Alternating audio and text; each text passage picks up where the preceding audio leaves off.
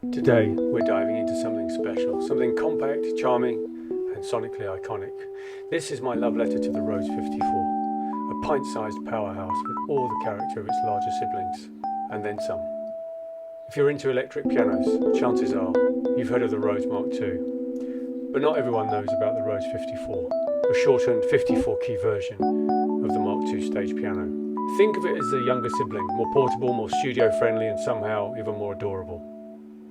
So what sets the 54 apart? Well, obviously the size. It ditches the full 73 keys in favour of a more manageable 54. That might sound limiting, but for project studios or tight live setups, it's a dream. It's lighter, takes up less space, and still captures the essential Rhodes sound. You just have to forego the low lows and the high highs. Aesthetically, it's a time capsule. The compact form factor almost enhances its vintage appeal. Chrome legs, the textured lid, the streamlined body. The Rhodes 54 is pure design minimalism, and it just works. Now let's talk sound. Like its bigger brothers, the 54 is a fully electromechanical instrument. Each key triggers a hammer that strikes a tine, a sort of metal tuning fork which is picked up by an electromagnetic pickup. The result? A sound that's unmistakably Rhodes. It can be soft and smoky, jazz club smooth, but dig in and you get that signature bar, that slightly overdriven, almost distorted growl. It's expressive, dynamic, and deeply satisfying. The keyboard is a bit different from a full piano. A lighter action and smaller keys mean the technique takes a little adjusting, especially if you're used to a full weighted piano action. But once you're in the zone, it's got a really nice feel. It just makes it easy to play, even for people who are far from accomplished, like myself. It's the perfect jamming instrument. Let's talk about its connectivity. Pretty simple. Since the Rhodes is a passive instrument, it doesn't require a power supply, so you don't have to worry about plugging it in anywhere. Of course, you'll need an amplifier to hear any sound from it, and that will need plugging in. There's also just one output, although here's a quirk. The output jack is labelled input for some reason. It's a mono signal, and it sounds best going into a high-Z input, or run it through a preamp if you're plugging into line level on your interface, just to give it the boost it needs for a good recording level. Maintenance is potentially an issue. These are old instruments, and not all that many come to market in good shape. So if you're thinking of picking one up, here's what to know.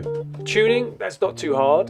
They often come a bit out of tune or very out of tune. You can take off the lid, and there's lots of guides online to getting each key tuned in with a bit of trial and error. Time consuming, but if you've got a good ear or a good tuning device, you'll get there. Repairs though, that's where things get a bit delicate. The pickup wires are fragile, and moving the piano around can sometimes damage them. So a little soldering knowledge goes a long way. Anything more major, you're going to need an expert, and that's going to start getting costly real quick.